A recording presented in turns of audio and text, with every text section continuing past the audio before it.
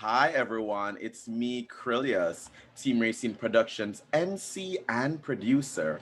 And joining me today, and I'm so happy to have them back here with us, it's Mónica Palacio. Hello, Monica. Hi, how are you? I'm doing great. I am doing good. I am doing good. It is so great to have you here with us again. And for those of our viewers who don't know, please tell our viewers about yourself and why you're a candidate this year. Yes, thank you for having me back. So, my name is Mónica Palacio. I'm running to win the at-large seat on the DC Council this November. I'm a 30-year district resident. I've been living here and working here, fighting for all our communities the last 30 years. I'm also a civil rights lawyer. I'm a community leader. I'm a mom. I'm an advocate. I've done a lot of work in all parts of the city, and I'm very excited to take this new challenge on and represent our entire city on the DC Council. Of course, thanks. And since the last time we interviewed you, tell me what has changed, thus far in the campaign process. Well, that was many months ago, Krylios. Yes. And, the world, we thought this pandemic would be over in July. And it is clear this pandemic is not over. And Not at all. we're going to be living with COVID-19 for at least the next few years. And Mhm. that is comfortable for some people, but for most people, especially Black and brown communities, they are Mhm. still suffering. They are still getting infected at the highest rates. They're still dying at the highest rates. And at the intersection of poverty, being Black or brown and being LGBTQ, that group becomes the most vulnerable population in our city. So Yes. things have changed dramatically.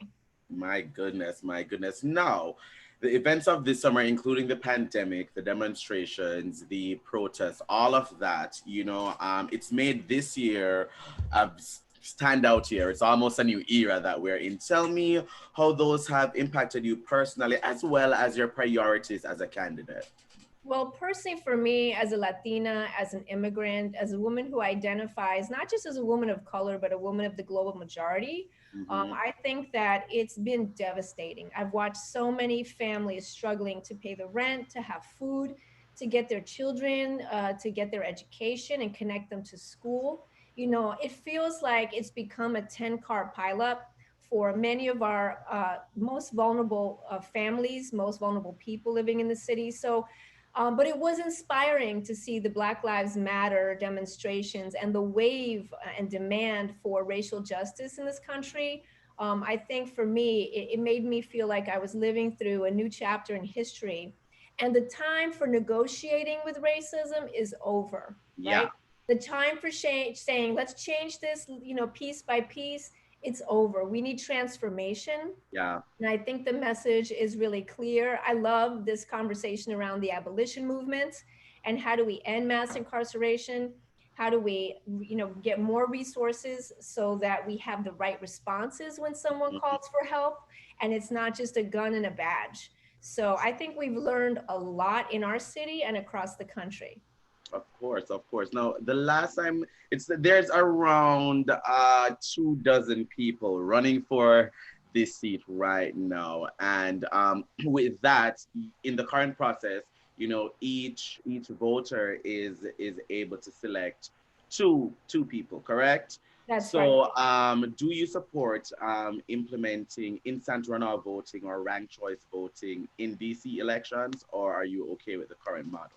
Well, it's a great question, Krylios. First of all, I'm the first Latina to ever run for city council in the history of Wow. our city. So my race is an historic race. Hmm. I think that, yes, there are a lot of people running, and that's fine.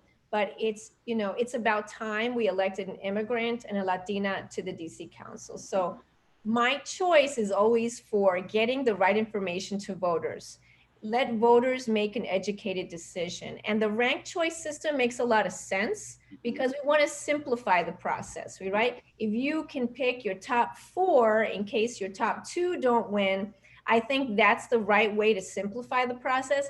But with so many names on the ballot, it's going to be challenging and confusing. And people are already feeling stressed about voting. So we need to figure out a way. We're going to do some campaign videos to help people understand the process as election day gets closer. Yeah. But we need to reach out to our neighbors and say, hey, is your address right? Are you getting your mail-in ballot? Do you know what to do? Let's help each other out. Definitely, definitely. And as we said, they're supposed to select two people. So, question: who is your second vote going for? Which of your at-large, your fellow at-large candidates? That is a great question. I have, quite honestly, I haven't decided yet, Yeah. Okay. because the landscape keeps changing. But I Mm-hmm. do know that I want someone who's a person of color, and I Mm-hmm. would prefer that person to be a woman who's a person of color. So those are that's the way I'm going to rank my choices. Wonderful, wonderful. Now, yeah, I know you shared just a little bit a while ago with the viewers about, getting prepared for the election cycle for the general election. But I just want you to expound on how important this general election is, Mhm. and what people are supposed to do to make sure that their vote is counted, and that everything goes properly. Yes, so to make sure your vote is counted, and I have the dates behind me, Hmm. you should be expecting your mail-in ballot the first 2 weeks of October. And if you do not want to leave the safety of your home, then you have to just make sure that you mail that ballot in no later than, I think the cutoff is October 20th. It's to make sure that it's received by the Board of Elections by November 3rd, right? But there are going to be other options. You can go out and drop your ballot at one of the precincts. And I think there are going to be at least 40 or 50 precincts available to do that. I would say, please don't wait until election day.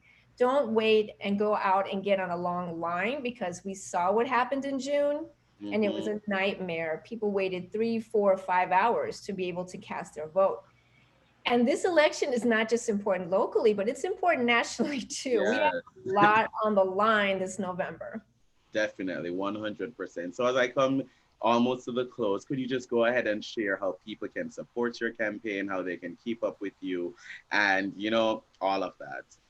Oh, absolutely. So my website is monicafordc.com.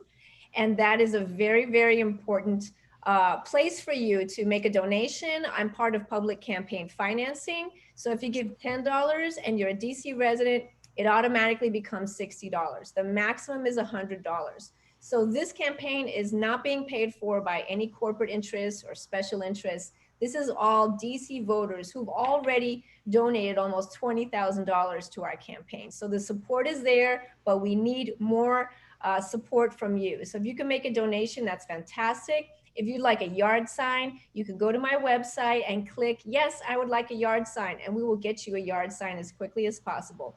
If you'd like to volunteer, that would be fantastic. Why me? Because over everybody else? Well, I bring 8 years of working inside the DC government.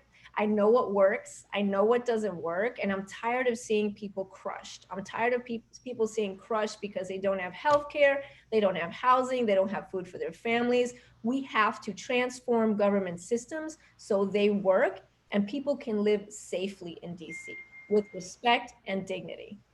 Of course. And we just announced today that we will be doing the DC Council at Large 2020 Candidate Forum in partnership with the Washington Blade. So, of course, we can't wait to have you there with us at that forum. I'm very, very excited for it. It will be in September.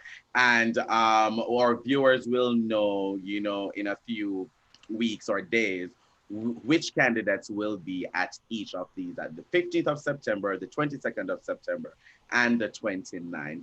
Thank you so much, Monica, for joining me today. Always a pleasure having you here.